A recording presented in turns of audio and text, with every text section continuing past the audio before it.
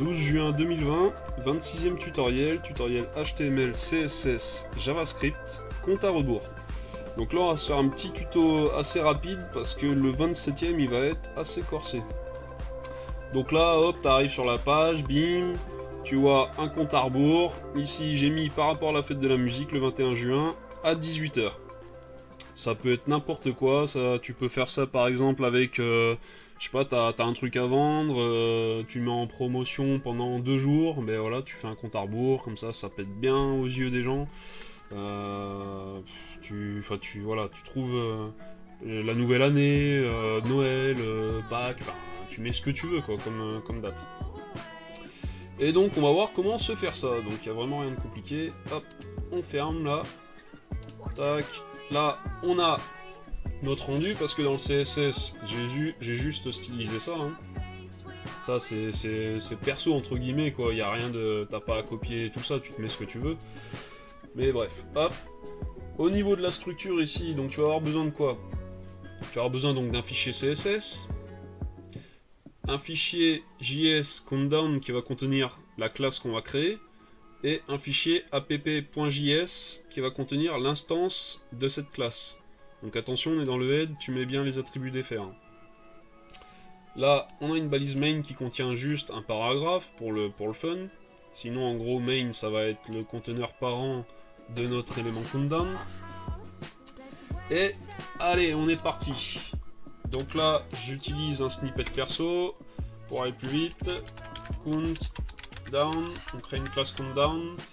Il va prendre donc un objet, le constructeur va prendre un objet avec deux propriétés, donc end countdown date ainsi que parent element. Ok. On va rajouter ici manuellement des propriétés, donc countdown completed, est-ce que ça y est, le compte à rebours est terminé? Ben non. On va créer un objet qui va contenir les conversions de millisecondes vers les autres unités. Donc du coup,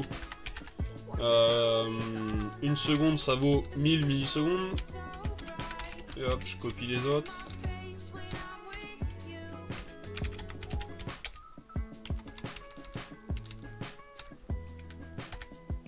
Je me gourre pas, il y a bien 5 0, 300... 3 600 000, ouais. Et là, c'est 864. Tac. Ok. Et enfin, une méthode init qui est lancée... Ah, qu'est-ce que tu me fais, toi? Qui est lancée quand on instancie donc un objet de cette classe. Hop.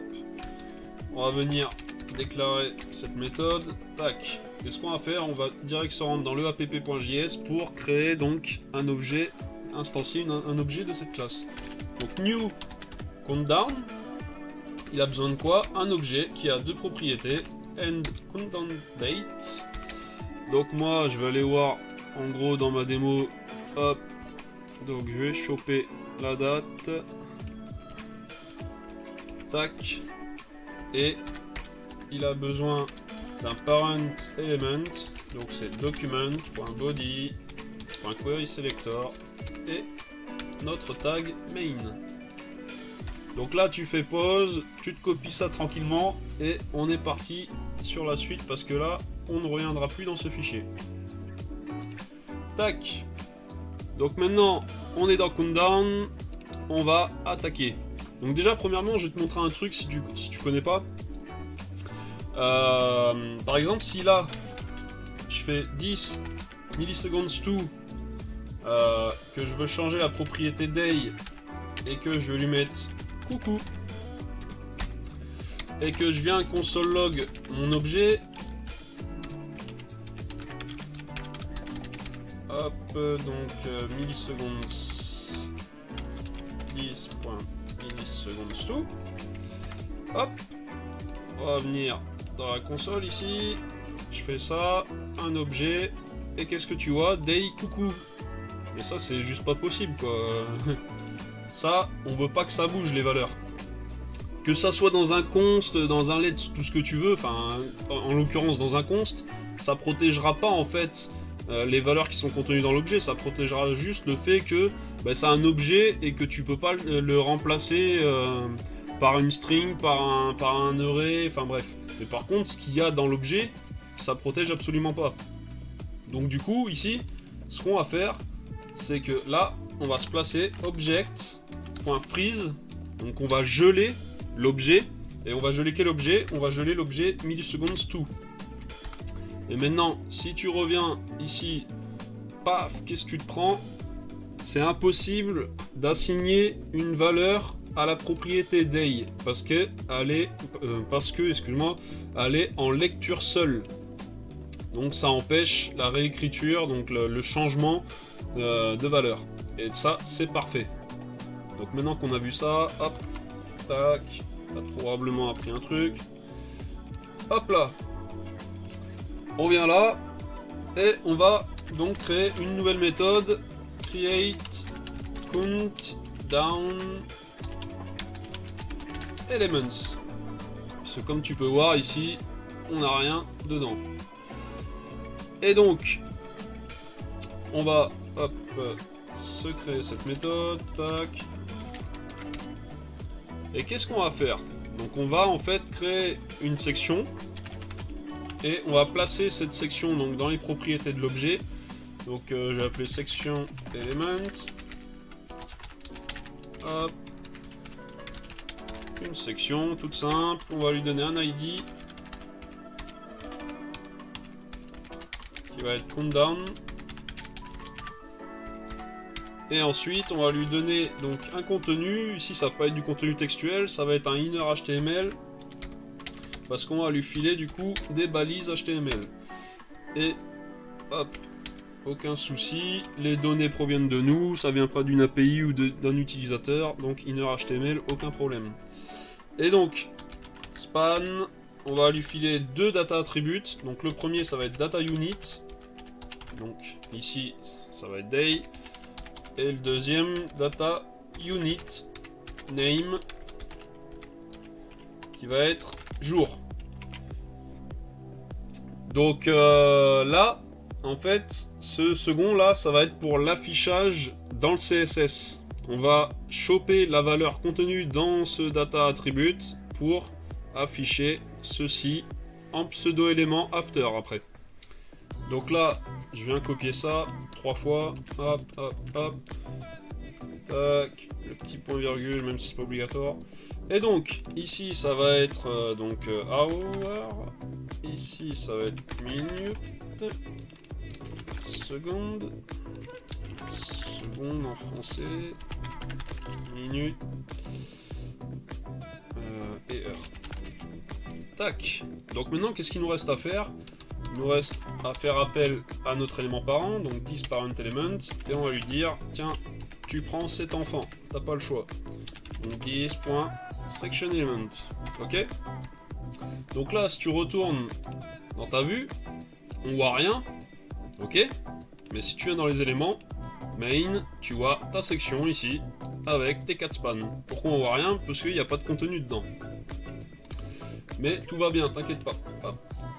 Et donc, on en a fini avec cette méthode. Ici, on va faire une méthode qu'on va appeler this.update, enfin qu'on va appeler update countdown. Tac. Et donc, hop, on vient ici. Tac, paf. Et donc, qu'est-ce qu'on va faire? On va faire un spread operator de this.sectionElement, donc notre section. Et qu'est-ce qu'on veut en fait? Qu'est-ce qu'on veut stocker dans ce tableau? C'est ces enfants, donc nos spans. Donc via children, on les récupère. On va ensuite pouvoir boucler vu qu'on a un tableau maintenant. Et ici, donc ça va être, comment on l'appelle, span element. Hein. Tac. Et donc span element.textContent, ça va être quoi? Ça va être this.get string value formatted. Donc là on va se faire une super méthode. Et donc là on va lui passer en paramètre span element et on va récupérer son data attribute qui était, ah c'est pas ça, donc qui était unit. Donc si on revient, hop, on va récupérer à chaque fois pour chacun, vu qu'on boucle, on va récupérer ces data attributes. Et si tu regardes, ils correspondent à ces valeurs-là, ces propriétés-là de notre objet. Ok. Tac. Donc là, je viens là, je vérifie, ok, c'est bon. Hop, je me raccourcis ça, comme ça, j'y touche plus. Et là, donc, je vais créer cette fonction, enfin, cette méthode, getStringValueFormatted, et du coup, unit. Je vais appeler ça tout simplement unit. Hop. Et donc, ce qu'il faut faire déjà, c'est récupérer les millisecondes restantes entre la date qui a été transmise ici, là, date, et la date courante. Donc du coup, milliseconds remaining égale new date. Je chope la date, je crée un objet date avec la date sous forme de string qu'on a récupéré lorsqu'on a instancié l'objet. Et on fait moins new date. Donc en fait cette opération va te retourner en fait un timestamp, donc des millisecondes. Et donc à partir de ces millisecondes, du coup, ce qu'on va faire, donc tac, on va dire si milliseconds remaining est inférieur ou égal à 1000, alors 10.countdown completed égale true. Donc si on est inférieur ou égal à 1000 millisecondes, bien sûr, eh bien on passe la propriété countdown completed à true, c'est-à-dire en gros c'est terminé. Ici, je vais créer une variable let, parce que ici, ce qu'on a là, ça va changer, la référence là. Et donc, on va se faire un petit switch, comme la Nintendo, switch de unit. Et donc, case, si c'est day, l'unité, alors value va être égal à ceci. Matplotlib milliseconds remaining divisé par 10.milliseconds2, et là donc today. Hop, on se fait un petit break pour que ça s'arrête là. Ensuite case hour, là ça va être différent pour les trois autres, donc ça va être toujours matplotlib milliseconds remaining, toujours, et par contre là on va faire un modulo, donc ici c'est milliseconds to toujours day.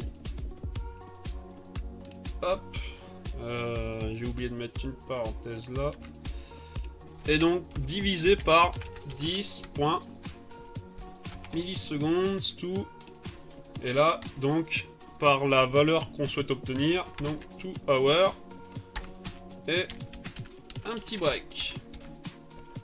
Hop, on va agrandir ça. Ensuite case minute. Donc là je vais me copier ça,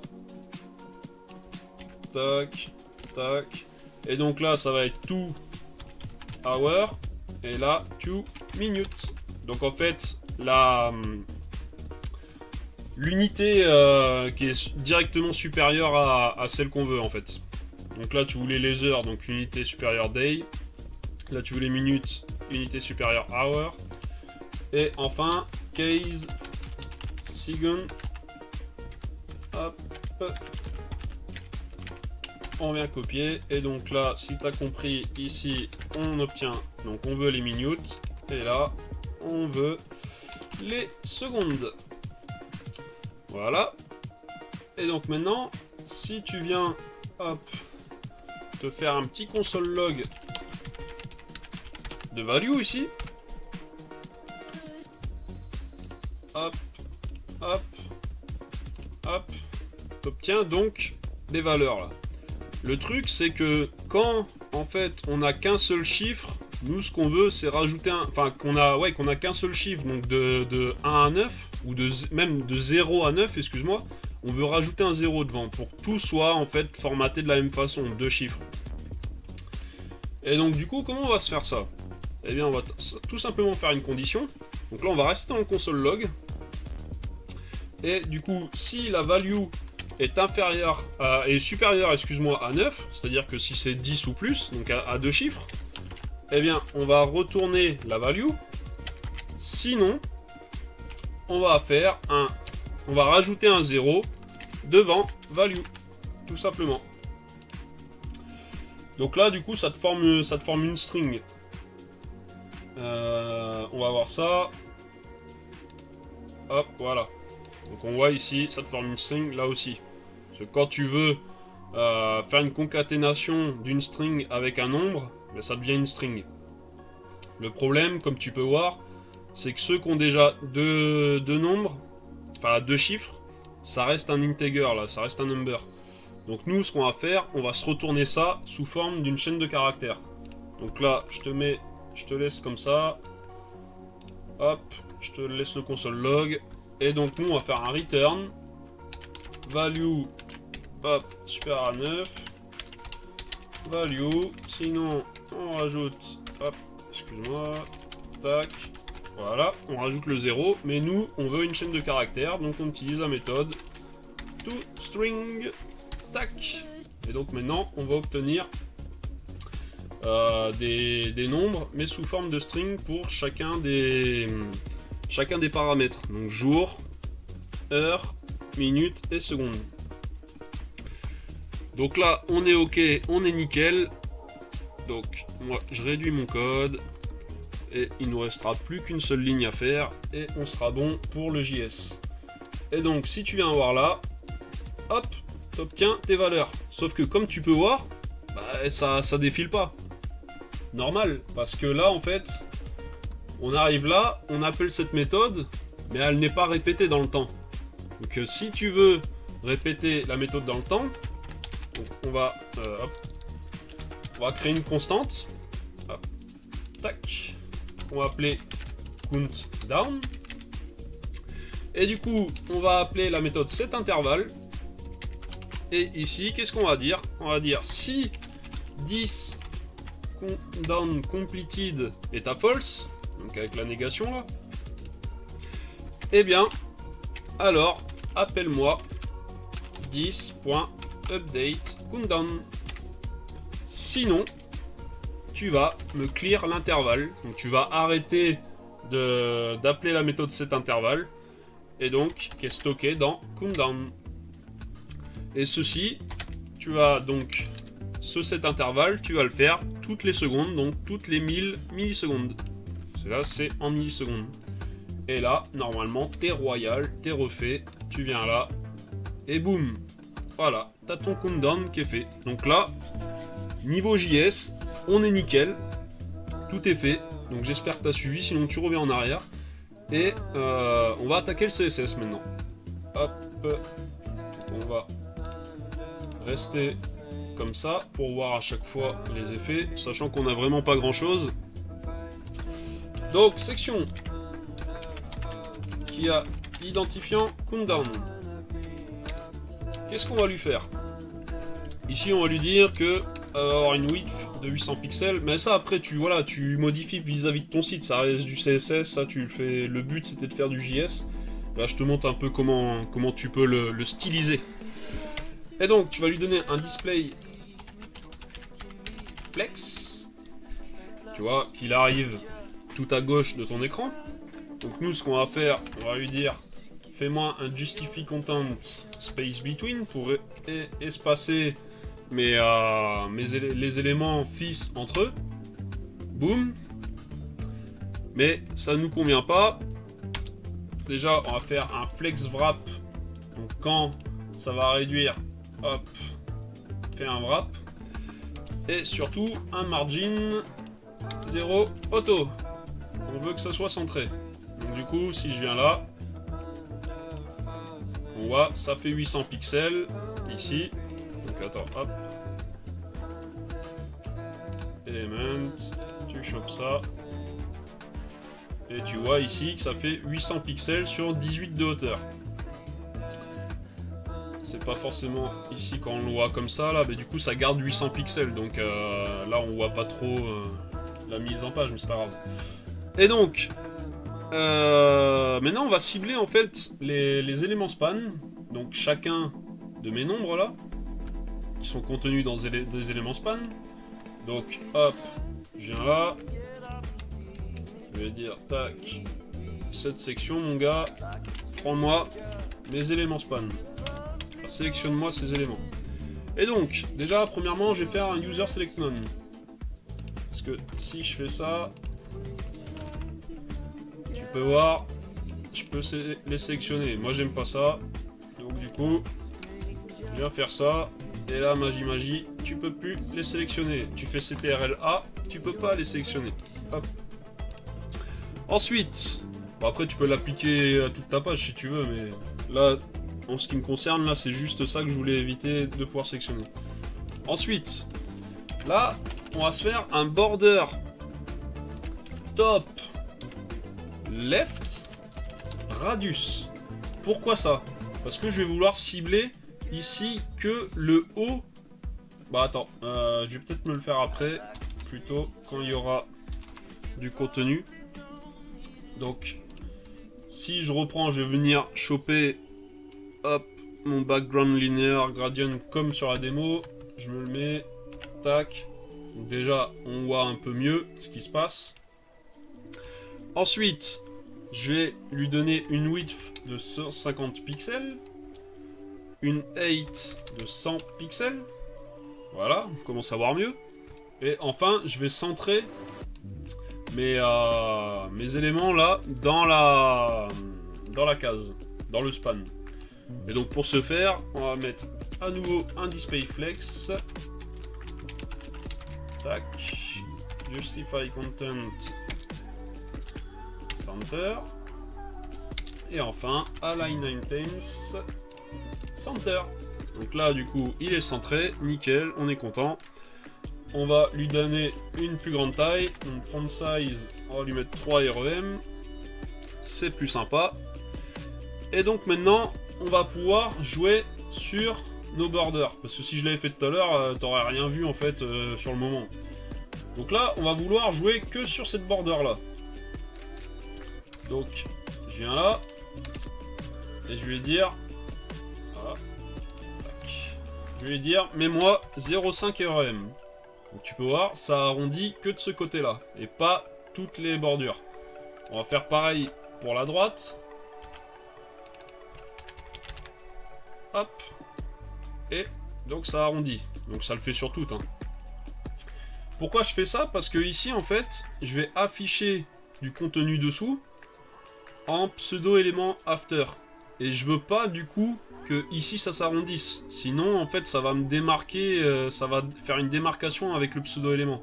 Donc c'est pour ça que je cible que au gauche et au droit. Et si tu devines, ce que je vais faire après avec le pseudo-élément, c'est que je vais cibler bas gauche, bas droit.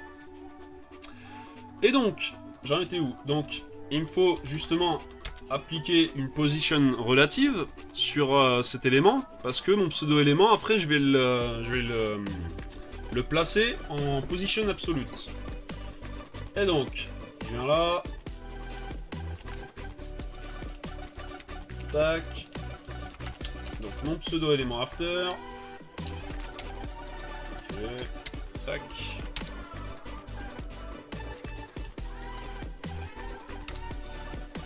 Allez, on va y arriver. Et donc, le contenu, je t'ai parlé un peu plus tôt qu'on allait utiliser le contenu du Tata Attribute.